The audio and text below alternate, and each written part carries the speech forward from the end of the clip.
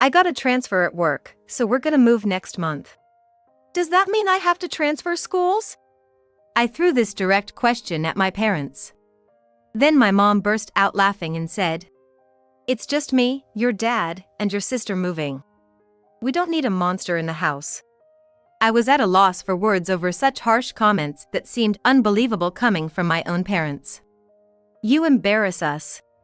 Only your perfectly healthy sister is our child." When my father's transfer was confirmed, my parents, thinking of me as a burden because I was born without one arm, disappeared with just my sister. A few months later, I was left in the care of my grandparents. "Well then, Dad and Mom, please take good care of Kristen from now on. Goodbye, Kristen."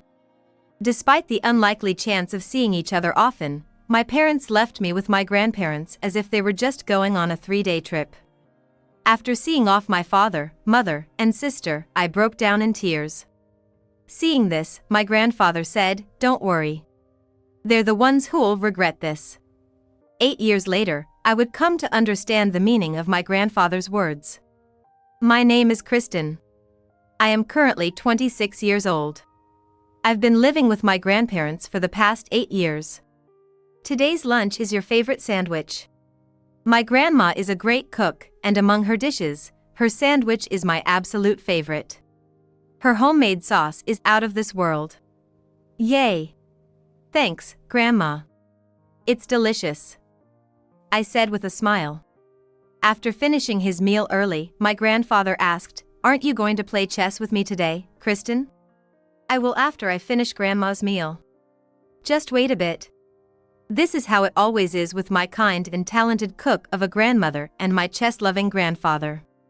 It's not that my parents got divorced or died in a car accident. Both of them are alive and well, living happily with my sister.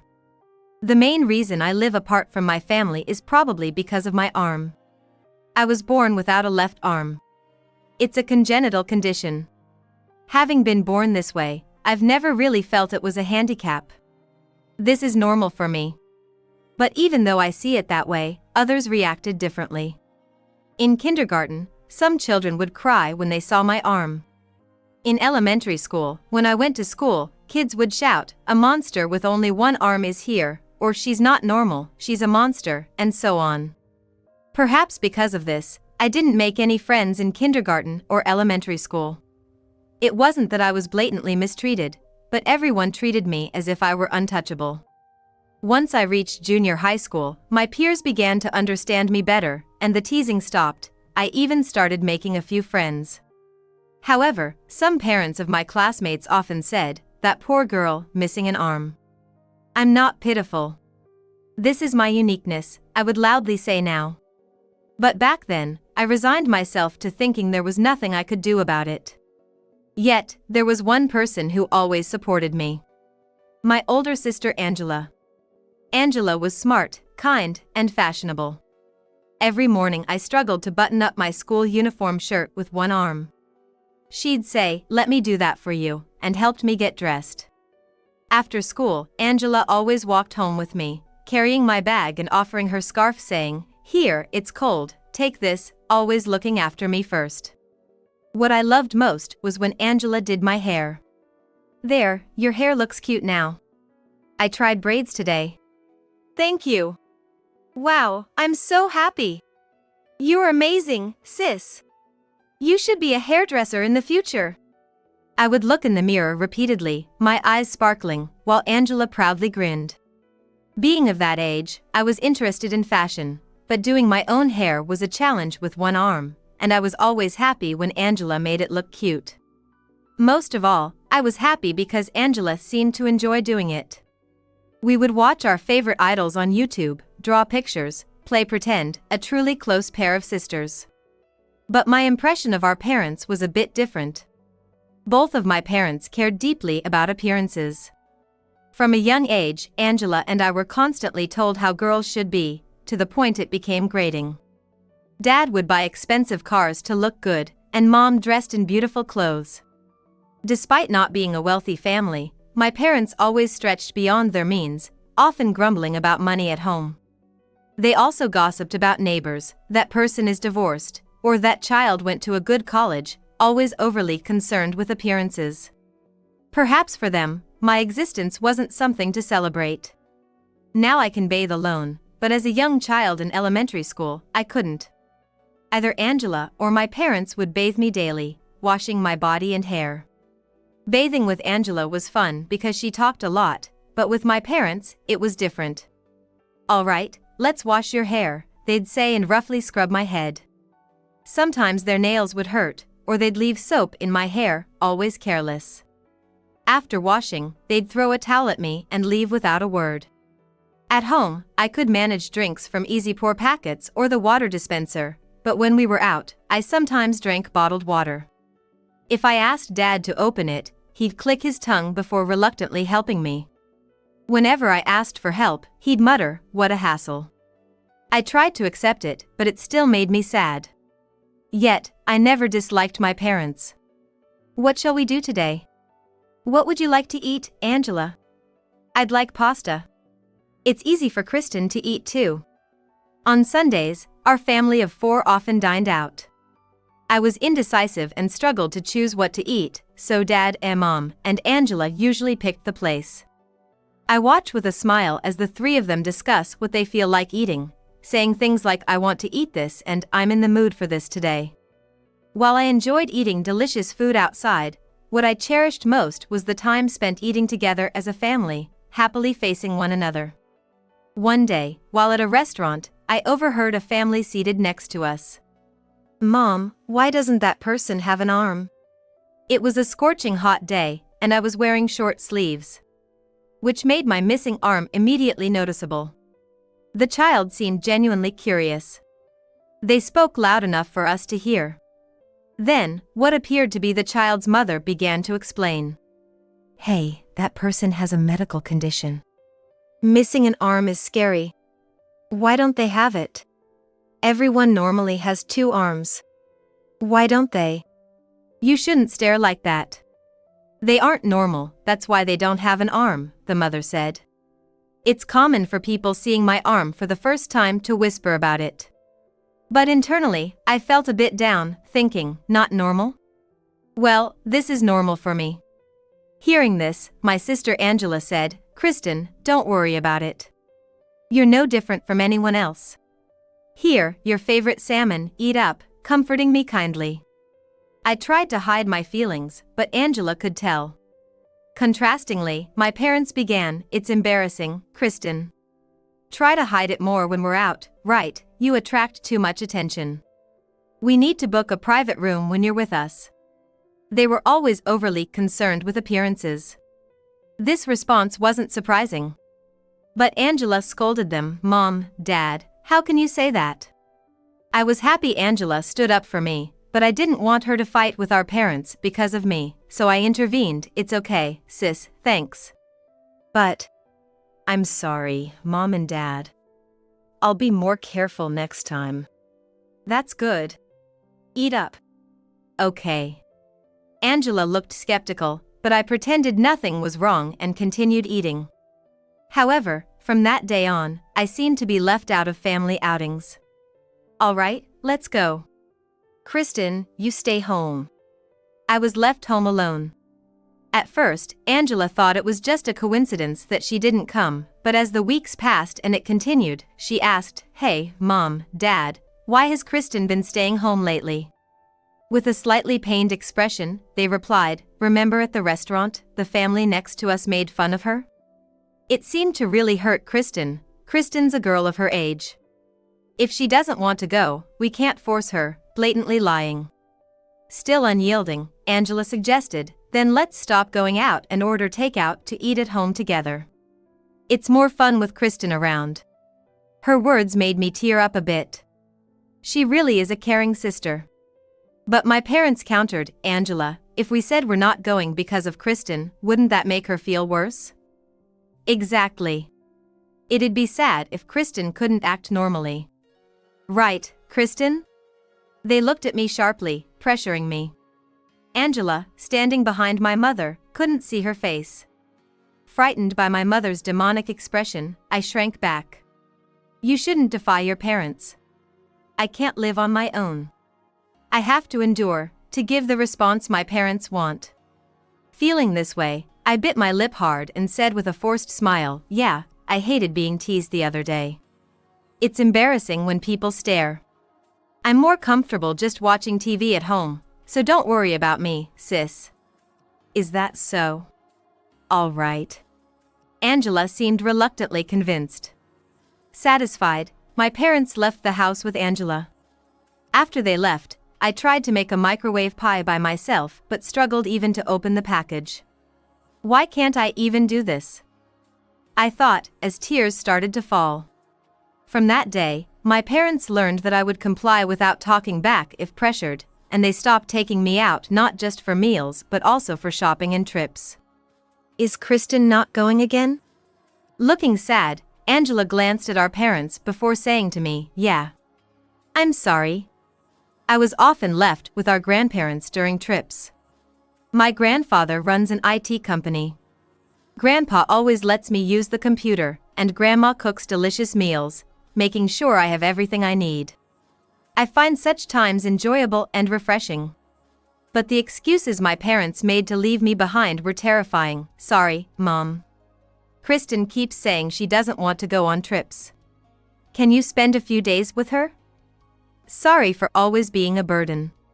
Angela is fine, but Kristen is becoming more rebellious.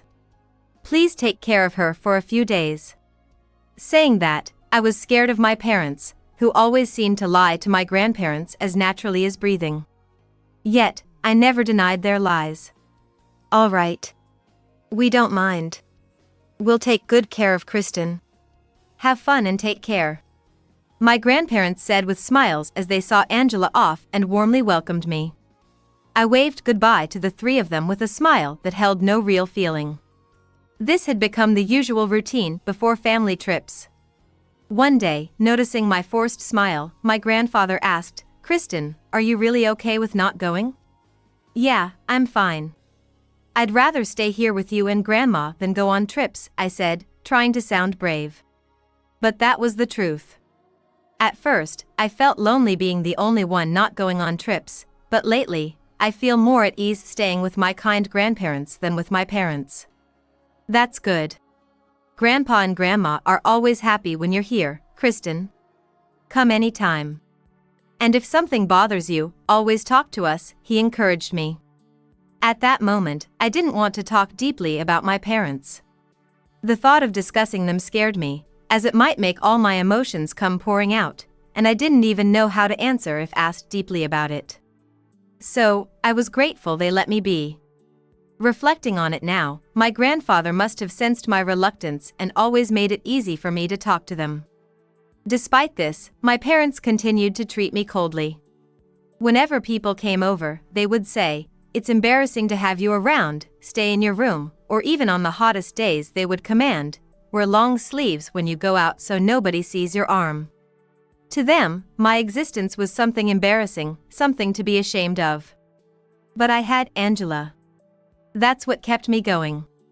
However, even Angela, my only real support, was eventually taken away by our parents. "Kristen, this is too much. I'm done," Angela suddenly said one day, and she stopped doing my hair. She also stopped helping me with my shirts in the morning, only silently assisting with things I absolutely couldn't do by myself.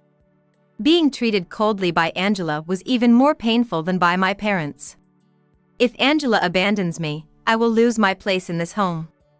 I decided to confront Angela directly. "Angela, did I do something wrong? Why do you ask? Lately, you've seemed cold. Did I upset you somehow? Don't you know? You know everything."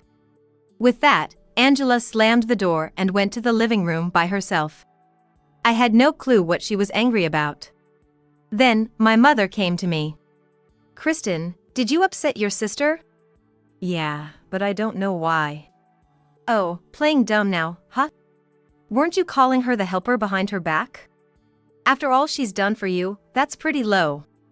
Disgusted by my mother emphasizing my disability, I denied it. "What? No, I never said that. I love Angela. I'm grateful to her, and I would never say such a thing." It was me. I told her you said that to your friends at school, so I got angry on her behalf. Naturally, she's upset. My mother's eerie smile sent shivers down my spine. Oh, I see. I realized then. My parents must be feeding Angela lies to ruin our relationship. To her, our parents are kind and important. And she believes what they say. From then on, even when I tried to talk to her, Angela was cold. Not knowing what lies my parents had told her, I couldn't defend myself, and the rift between us deepened over time. Before, Angela would do things for me without being asked, but now she wouldn't unless I asked her directly. Gradually, it became harder to rely on her, and I truly felt like I had no one on my side. It became difficult even to go to the living room, and I spent most of my time in my room. As usual, I stay home alone on weekends. My sister Angela and my parents go out to eat and shop without me. We bought so much today. Everyone on social media will be shocked by these clothes. My mother said, flaunting an expensive-looking dress. The food was delicious today. Where shall we go next week? My father returned home cheerfully. It seemed like they were deliberately showing me how happy they were without me. But Angela was different. You should buy something too, Angela. I don't need anything. She always declined and never got anything for herself. Perhaps she felt guilty about getting something when I couldn't. Though we had grown apart, it seemed she still cared about me. We both should have talked openly, but we were both afraid to hear the truth, so we never had a real conversation. Thus, time passed without repairing our relationship. When I turned 17 and my sister Angela turned 18, I became fairly independent and could manage most things on my own without much help. At that time, I was going to school and also visiting and helping out at my grandfather's company. Angela was planning to attend a vocational school next year. She seems to be attending a vocational school in another state, which is quite far from where we live. One day, my parents suddenly spoke to me. Kristen, we need to talk. They said with serious faces, giving me a bad feeling. That day, Angela was out at work and not at home. I got a transfer. We're going to move. Really? When? Do I have to change schools? Taken aback by the sudden news, I bombarded my dad with questions. I had finally made some friends, and with graduation approaching, the thought of transferring schools made me feel a bit anxious. Then, my mom burst out laughing. Kristen, you seem to be misunderstanding, but you're not coming with us. It's just me, your dad, and Angela. What? What do you mean? Angela is going to a vocational school next year, right? And your dad's new job is also in the same state. So, it's just us going. We're selling this house too. Then where am I supposed to live? You'll live with your grandparents. We've already told them. That way, you don't have to transfer schools. But... No buts, my dad suddenly yelled. How long do you plan to keep causing us trouble? We're fine with just your able-bodied sister. It's embarrassing to be seen with you. That's right, we don't need a monster who isn't normal in this house. I was speechless from the cruel words that I couldn't believe came from my own parents. I always suspected they felt this way about me, that they didn't really like me. But hearing it said to my face felt like being stabbed in the heart with a sword. A few months later. Well, Dad and Mom, please take good care of Kristen. Goodbye, Kristen. Despite the likelihood that we wouldn't see each other often, they left me with my grandparents as if they were just going on a 3-day trip. Angela glanced at me occasionally, seeming concerned but said nothing. I waved at them with a smile as usual. But as soon as they were out of sight, I couldn't hold back my tears anymore. What's wrong, Kristen? My grandfather asked, surprised to see his usually cheerful granddaughter crying. Didn't you want to be apart from your dad and mom? Yes, I didn't want to be separated from Angela, but I did want to be away from dad and mom. My grandparents looked at each other, shocked. Apparently realizing what was happening. What did they say to you? They said they don't need a monster. How terrible. I can't believe it, It's just too much." Both were shocked and saddened. This was the first time I had ever spoken about my parents, and it felt like a dam had burst inside me, unleashing a flood of tears.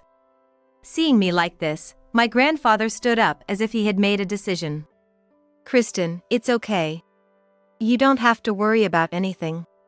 They are the ones who will regret this." Huh? It took me 8 years to understand what my grandfather meant by those words. 8 years after being abandoned by my parents.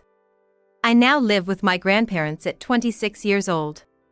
My grandfather has retired but still supports the company as a chairman.